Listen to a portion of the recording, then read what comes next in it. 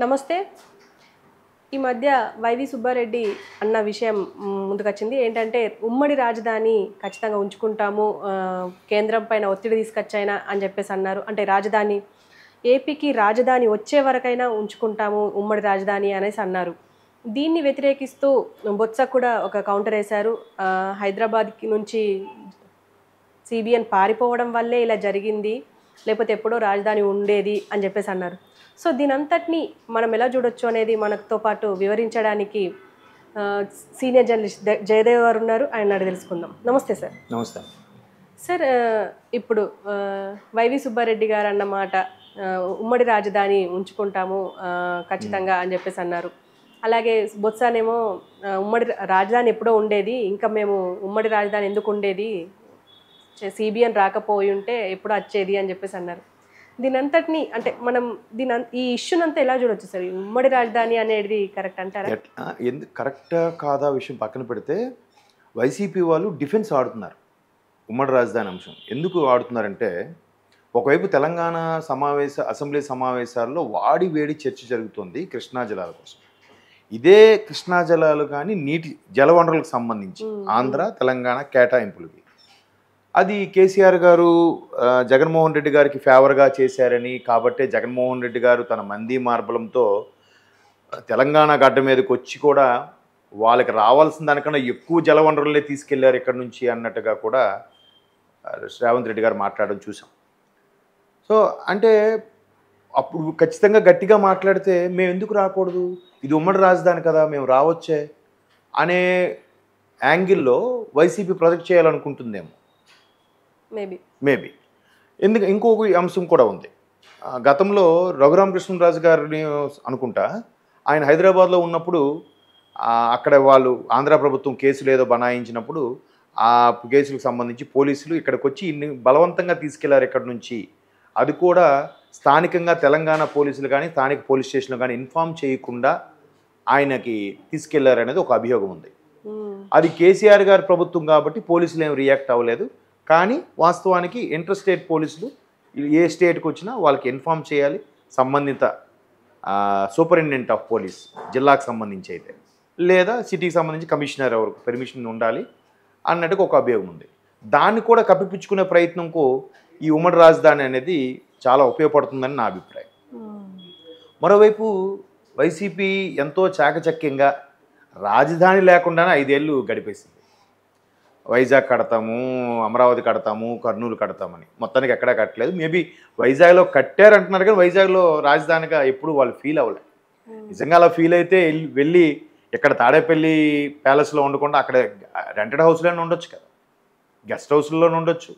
Government circuit house ఏదో ఉంది వైజాగ్లో, లేదా R&B బంగ్లా ఉంది, స్టార్ హోటల్స్ ఉన్నాయి. ఎక్కడే రిషికొండ కట్టారు, అది పూర్తయ్యే లోపైనా ఈయన వెళ్ళి అక్కడ షిఫ్ట్ అయ్యి ఉండొచ్చు కదా అంటున్నాను నేను. ఓన్ హౌస్ లేకపోతే వెళ్ళే ఉద్దేశం లేదు, చేసే ఉద్దేశం లేదు. ఓన్లీ జనాలను దృష్టి మరల్చడానికి ఒక నినాదం ఎత్తుకుంది 3 రాజధాని అని. సో ఆ రాజధాని అక్కడ అట్లా అయిపోయింది. బట్ హైకోర్టు ఇప్పుడు ఏదైతే ఉందో, సమన్లు జారీ చేస్తుందో, మొట్టికాయలు పెడుతుందో, ఏవైతే ఉందో ఆ హైకోర్టు చంద్రబాబు గారి హయాంలో కట్టింది అమరావతి రీజన్లోనే ఉంది. సో వైసీపీ వాళ్ళ ఉద్దేశం అది ఉంది. కాకపోతే తెలంగాణ డివైడ్ అయినప్పుడు, ఆంధ్ర తెలంగాణ డివైడ్ అయినప్పుడు 10 ఏళ్ళ వరకు ఉమ్మడి రాజధానిగా ఉంటుందని కేంద్రం ఆ షరతులతో కూడిన బైఫికేషనే జరిగింది. సో ఇప్పుడు మళ్ళీ ఒకవేళ ప్రభుత్వం వస్తుందని ఉద్దేశంలో ఉన్నట్టున్నారు వైసీపీ వారు. నెక్స్ట్ గవర్నమెంట్కి వాళ్ళే వస్తే ఇంకా అక్కడ రాజధాని ఫుల్ఫిల్గా అవ్వలేదు, ఇంకా మళ్ళీ నెక్స్ట్ ప్లాన్ ఏంటో పాపం వాళ్ళు ఏం ప్లాన్ వేస్తున్నారు, ఈసారి 5 రాజధానులు అంటారేమో తెలియదు. కానీ దాన్ని ఈలోగా కవర్ చేసుకోవడానికి ఇది ఒక డిఫెన్స్ అనమాట. ఇంకొక 2 ఏళ్ళు పొడిగిస్తే మాకు ఇంకా అక్కడ రాజధాని లేదు, పూర్తి స్థాయిలో వైజాగ్ అవ్వలేదు, ఇటు అమరావతిని అవ్వనివ్వలేదు, అలాగనే కర్నూలు చేయలేము మేము, కాబట్టి పొడిగించే ఉద్దేశం. ఆ పొడిగించే ఉద్దేశంలోనే మేము ఇక్కడ మా వాళ్ళు కూడా ఇక్కడ కొంతమంది పనిచేస్తారు, ఉమ్మడి రాజధాని కాబట్టి ఉంటారు, కాబట్టి మాకు ఇంకొంచెం ఎక్కువ జలవనరుల అవసరం ఉద్దేశంలో డిఫెన్స్ కూడా అయ్యుండొచ్చు కదా. ఇక్కడ ఉంటున్నాము ఉమ్మడి రాజధాని అంటే ఒకటి అందరూ ఉండొచ్చు, లేదా ఉమ్మడి రాజధాని అనే అంశంతో వాళ్ళకి సంబంధించిన ఆస్తులు పాస్తులు ఏవైతే ఉన్నాయో వాటిని పూర్తి స్థాయిలో ఫుల్ సెక్యూర్గా చేసుకునే ప్రయత్నం కూడా అయి ఉండొచ్చు. ఈ 2 ఏళ్ల గడువులో ఏదో ఒక ఇక్కడున్న ప్రభుత్వంతో ఒప్పందం కుదుర్చుకోవడమో, లేదా కేంద్రంలో కొంతమంది వ్యక్తులతో ఒప్పందం కుదుర్చుకోవడమో, వాళ్ళ ఆస్తులకి ఇబ్బంది లేకుండా చూసుకోవడమో, లేదంటే ముఖ్యమంత్రి జగన్మోహన్ రెడ్డి గారి కేసులన్నీ ఇక్కడ హైదరాబాద్ కోర్టులో ఉన్నాయి కాబట్టి మరి ఇక్కడ నుంచి తప్పించకుండా ఉండడం కోసం ఇవి ఒకసారి రాజధాని ఇక వీళ్ళ రాజధాని అవకాశం అయిపోయింది అనుకోండి, ఇంక రాజధాని అయిపోయింది కాబట్టి ఎట్లాగో ఇక్కడ కాంగ్రెస్ ప్రభుత్వం ఉంది కాబట్టి వీళ్ళేమంటారు, ఇక్కడ మీకు ఇక్కడితో సంబంధం ఏంటుంది, మీకు అటు విజయవాడలో అటు చెన్నై కూడా దగ్గరే కదా, చెన్నై కోర్టుకి వెళ్ళండి లేదా బెంగళూరు కోర్టుకి వెళ్ళండి, ఇక్కడికే ఎందుకు రావాలి అన్నట్టు కూడా ఎవరైనా లేఖ పెట్టారనుకోండి, అలా మారిపోయే ఛాన్సెస్ కూడా ఉండొచ్చు. వాళ్ళ ఉద్దేశంలో మనకు తెలియదు పూర్తి స్థాయిలో. మోరోవర్ వైవి సుబ్బారెడ్డి గారు ఇంకా రాజ్యసభ ఎంపీ అవ్వలేదు, నామినేషన్లో ఉన్నారు. ముందే ఆయన అంటే ఈ ప్రపోజల్తో అక్కడ రాజ్యసభలోకి అడుగు పెట్టబోతున్నారనే సంకేతాలు ఆయన ఇస్తున్నారు. వైసీపీ ఉద్దేశం అదే అయి ఉండొచ్చు. దానిని మరి కప్పిపుచ్చుకోవాలి కదా, సమర్థించుకోవాలి కదా. బొత్స గారు ఆ విధంగా సమర్థిస్తున్నారేమో. చంద్రబాబు నాయుడు గారు హైదరాబాద్ వదిలేశారు కాబట్టే వాళ్ళు అయిపోయింది అనుకోవడం ఏంటి? ఎలాగో 10 ఏళ్ళు వచ్చి వెళ్తున్నారు కానీ అక్కడ స్థానికంగా ఉండి చేస్తేనే ఏదైనా పనులు చకచకాగా అవుతాయి. పూర్తి స్థాయిలో ముఖ్యమంత్రి మాకు అందుబాటులో ఇదే చంద్రబాబు నాయుడు హైదరాబాద్లో ఉన్నాడు అనుకోండి 2014 నుంచి 19 వరకు, అప్పుడు వీళ్ళే అంటారుగా ముఖ్యమంత్రి అనేవాడు పక్క రాష్ట్రంలో కూర్చుంటే ఇక్కడ ప్రజల సమస్యలు ఏం తెలుస్తాయని అంటారుగా. ఏది కరెక్టు? ఎటొచ్చిన రాజకీయాల్లో తెలిసిన ఎవడు ఎప్పుడు దొరుకుతాడా, ఎవరిని ఎప్పుడు కూపి పట్టుకొని లాగుదామా, ఎవరిని ఎక్కడ ఇరికిద్దామా అనేది ఉంటుంది. అది తప్పో ఒప్పో వాళ్ళ అంతరాత్మ కూడా తెలుసు, కానీ తప్పదు.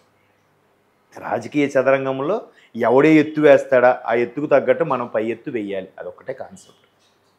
మనం అందుకే బొత్స గారు సమర్థించారు కానీ ఇప్పుడు ఆయనకి కూడా టికెట్ లేదు అంటున్నారు. ఇప్పుడు ఆయన ఎంతవరకు సమర్థిస్తారో చూద్దాం. రేపు మొత్తం 175 సీట్లు కూడా అనౌన్స్ చేశాక అప్పుడు ఎంతవరకు సమర్థిస్తారో చూద్దాం. ఇంకోటి ఏంటంటే బొత్స గారి ఫ్యామిలీ కూడా ఆయనకు ఉండట్లేదు, కేవలం అతని భార్యకి అండ్ మేనల్లుడికి మాత్రమే సీట్ ఇస్తున్నారు. ఈసారి అతనికి ఎమ్మెల్యేగా, భార్యకి వైజాగ్ ఎంపీగా పోటీ చేసే అవకాశం ఉందన్నట్టు కూడా వార్తలు వస్తున్నాయి. అందులో వాస్తవంతో లేదంటే అది రోమరో మనకు తెలియట్లేదు. సో అప్పుడు పూర్తి స్థాయిలో ఆయనకి టికెట్ ఇవ్వకపోతే అప్పుడు ఇంకేం వెర్షన్లో మాట్లాడతాడో చూడాలి.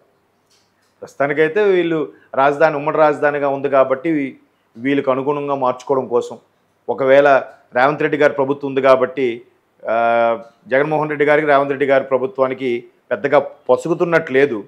సో రేవంత్ రెడ్డి గారు ఏం చేస్తారని భయం ఉండొచ్చు. దానికి తగ్గట్టుగానే రేవంత్ రెడ్డి గారు విమర్శిస్తున్నారు కదా, సవాల్ విసిరారు కదా, దమ్ముంటే ఇప్పుడు రండి కేసీఆర్ గారు ప్రభుత్వం ఉన్నప్పుడు కాదు, ఇప్పుడు రండి నాగార్జున సాగర్ దగ్గరికి. కేవలం ఓటర్ల దృష్టి మరల్చడానికే మీరు పోలింగ్ ముందు రోజు మీ ఒకవైపు తెలంగాణ పోలీసులు, ఒకవైపు ఆంధ్ర పోలీసులు సాగర్ దగ్గర హల్చల్ చేశారు. ఎవరిని గెలిపిద్దామని, ఎవరి వైపు మద్దతుగా ఉందామని కూడా రేవంత్ రెడ్డి గారు పబ్లిక్గా మాట్లాడారు. దానికి ఆ సిమ్టమ్స్ తగ్గట్టుగానే కేసీఆర్ గారు మనకు తుంటెముక అయినప్పుడు కూడా జగన్మోహన్ రెడ్డి గారు వచ్చారు, పరామర్శించారు. దగ్గర 1 అవర్ సేపు చర్చలు కూడా జరిగాయట. ఒక వ్యక్తి వాళ్ళని పరామర్శిస్తే ఇంకేముంటుంది, ఈ ఖచ్చితంగా అంతసేపు పరామర్శించారంటే ఇద్దరు రాజకీయ ఉద్దండులు కలిసినప్పుడు ఇటువంటి అంశాలే చర్చకు వస్తాయి. మేబీ ఆయన సీనియర్ కాబట్టి ఈయనకి సలహాలు సూచనలు ఏమి ఇచ్చారో, ఈయన ఏం ఫాలో అవుతారో చూద్దాం. మేబీ ఉమ్మడి రాజధాని అంశం అందుకని నేను అనుకుంటున్నాను అది. సో కాబట్టి వైవి సుబ్బారెడ్డి గారిని ముందుగా ప్రొజెక్ట్ చేస్తూ ఆయన ఇప్పుడే అంశాన్ని లేవనెత్తి రేపు లోక్సభలో కూడా అది ప్రవేశపెడతారు. బట్ బీజేపీ ప్రభుత్వం అప్పుడు కొత్త ప్రభుత్వం అయితే ఎట్లా రియాక్ట్ అవుతుందో తెలియదు. బట్ ఇది ఏప్రిల్తో అయిపోతున్నాయి అనుకుంటా రాజ్యసభ పదవీకాలం. ఈలోగా కొత్త ప్రభుత్వం వచ్చేస్తుంది సమావేశాలు అయ్యేసరికి. అప్పుడు వీళ్ళ ఆటలు సాగుతాయో లేదో, మరలా బీజేపీ వస్తుందో లేదో, లేదా కాంగ్రెస్ ఎవరు వచ్చినా కానీ అప్పుడు వీళ్ళ వెర్షన్ ఎలాగుంటుందో చూద్దాం. అంతవరకు వీళ్ళు ఆడే అక్కడ వైజాగ్ రాజధాని అయిపోయింది, ఇప్పుడు 4వ రాజధాని అనమాట హైదరాబాద్. ఇప్పుడు ఆంధ్రాకి 4 రాజధానులు అంతే కదా.